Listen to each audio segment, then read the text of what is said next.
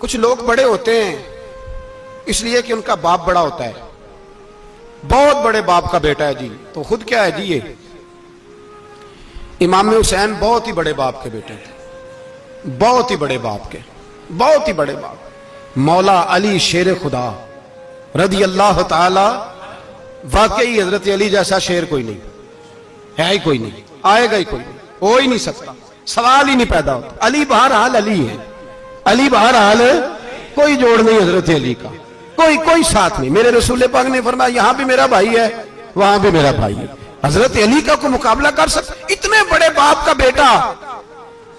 हजरत इमाम हुसैन खुद भी बहुत ही बड़े थे, इमाम हुसैन खुद भी अल्लाह जानता है बहुत बड़े थे।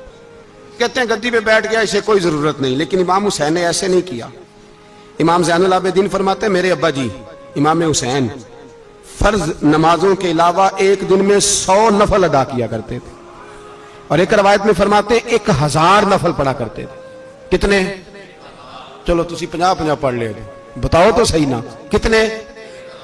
तो ये जो इमाम हुसैन का बड़ा नाम लेने वाले हैं, ये तो इनसे पूछो कि तुम तो नमाजें पूरी नहीं पढ़ते, और इमाम का तो ताल्लुक है नमाज के साथ। 9-10 मुहर्रम की सारी रात इमाम हुसैन क्या करते रहे? बोले यहां लोग देगे खाते रहते हैं, 9-10 की रात चरगे खाते रहते हैं, सारी रात छोटा गोश्त खा के गुजार देते। इमाम हुसैन रदी अल्लाह ताला अन्हु, भाई अल्लाह तो माना हुआ था, हुसैन पे सबसे ज्यादा राजी था मेरा रब, लेकिन इमाम अली मकाम ने 9-10 की सारी रात का अल्लाह मुझसे राजी हो जा, अल्लाह मुझसे राजी हो जा, अल्लाह मुझ पे रजा नाज़िल कर दे। सारी रात करबला की रेत पे आंसू बहा बहा के सारी रात सजदे में गुजार दी।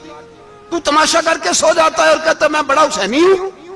इमाम अली मकाम बहुत बड़े थे, इबादत गुजार थे, रियाजत बड़ी करते थे। इमाम हुसैन के घर का काबा था, अपना था। जो शय करीब होती है उसकी कदर नहीं होती। सऊदी अरब में बहुत सारे लोग अभी भी रहते हैं जिन्होंने हज नहीं किया, कहते इधर ही चले जाएंगे। हमारे बहुत सारे पाकिस्तानी जिनकी ड्यूटियां मक्के में लग गई हैं, वो कभी हमें वहां मिलने आए तो हम कहते हैं जनाब आप आते नहीं, कहते हैं आते हैं कभी कभी। उनको हरम शरीफ की वो कदर। लेकिन इमाम हुसैन अली मकाम का किरदार ये था कि मदीने से दोनों भाई मदीने से पैदल जाया करते थे मक्के का हज करने। किस तरह? वो उन्होंने ये नहीं कहा हमें रियाजत की जरूरत नहीं, इबादत की जरूरत नहीं, हम तो हुजूर का खून है, बख्शे बख्शाएं।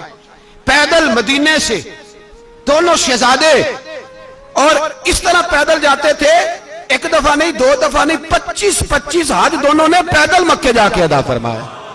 25-25 हज। तुझे कभी तौफीक ही नहीं हुई? तू जहाज पे जाना भी पसंद नहीं करता, तू ख्याल ही नहीं करता कि कितनी कदर है अल्लाह के घर की। 25-25 हज। और सखावत का ये हाल था, सखावत का, कि इमाम ज़ैनुल आबिदीन फरमाते 1 लाख दिनार सवेरे आया। कितना?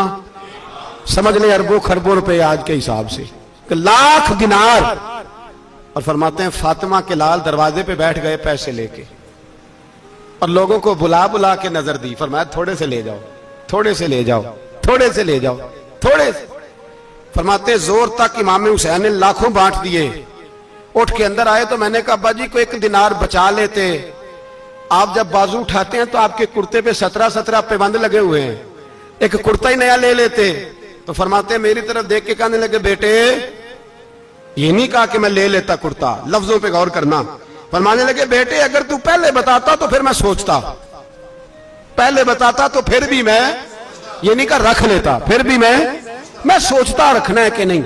इमाम हुसैन ने सखावत की, इबादत की, रियाजत की, कुरान पढ़ा, तिलावत की, दरगुजर किया, प्यार किया। इमाम हसन की बात है, एक लौंडी आई, हमारे यहाँ तो शहजादों का अल्लाह ही हाफिज है ना, शहजादे वो किसी के भी हों। ये जो हमारे सियासतदानों की शहजादे हैं ये हमने खराब किए हुए इनकी गाड़ियों के पीछे भाग भाग के, इसलिए तबाह हो गए। पीरों के शहजादे ये खराब हो गए सारे, इसलिए कि पीछे बड़ा भागते हैं। इमाम हसन के पास एक लौंडी थी, वो दूध लेके आई, दूध गर्म था, आपके ऊपर गिर गया, और वो थी भी इसी तरह की, अक्सर काम बेध्यानी में करती थी, कनीज थी घर। दूध गिरा तो वो कांपने लगी कि मैंने कई गलतियां की, अब तो बहुत सख्त गलती है, गर्म दूध इमाम पे पड़ गया। तो इमाम साहब ने तिलावत शुरू कर दी इमाम हसन ने, वल काज़िमीन अल गैज़ वल आफ़ीना अनिन नास वल्लाहु युहिब्बुल मुहसिनीन।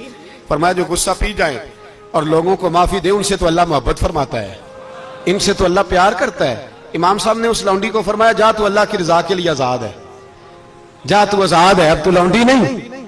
इतना बड़ा इखलाक था कि जो देखे ना, मेरे उस्ताद गिरामी एक दफा मेरे घर आए, हजरत मुहद्दिस से बावलपुर से 3000 किताब के मुसन्निफ, बहुत बड़े आले। मेरा छोटा भाई बोतल पिलाने लगा, तो बोतल दी तो कपड़ों पे डाल दी, उस्ताद साहब का सारा जुब्बा भर गया।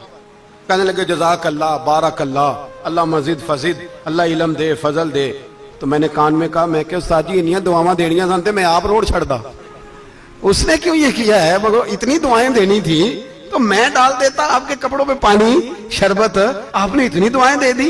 बुजुर्ग जलाल का मिजाज नहीं, वो शहजादे होते हैं जिनकी तबीयत पे नागवार गुजरता है कि ये कैसे होगा। यूं इमाम हुसैन इमाम हसन ने किसी जगह भी शहजादे बन के वक्त नहीं गुजारा, और मेरे नबी पाक ने भी उन्हें शहजादे नहीं बनाया। हम सबके बच्चे शहजादे हैं, जितने भी हम हैं ना।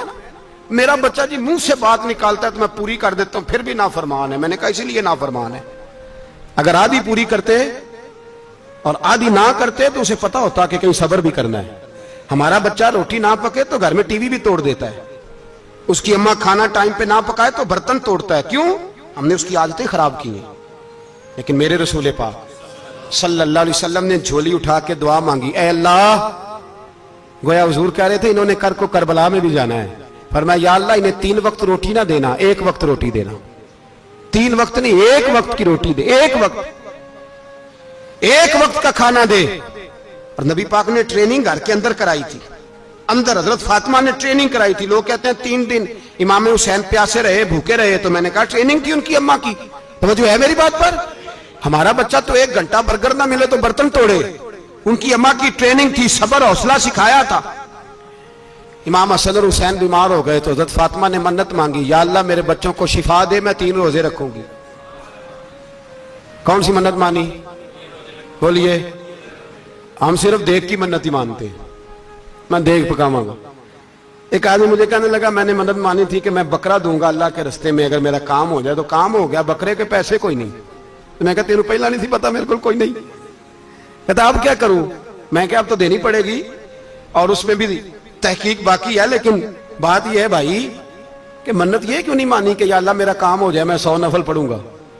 जो भी मन्नत मांगता है वो देख की मान लेता है। बकरे की मन्नत ही मानते हो, ये क्यों नहीं मन्नत मानते कि या अल्लाह मेरा काम हो जाए तो मैं पूरा कुरान शरीफ खत्म करूंगा। ये जरा पढ़ना पड़ता है, इसलिए इबादत करनी पड़ती है, इसलिए इसकी मन्नत नहीं मानते सिरे से।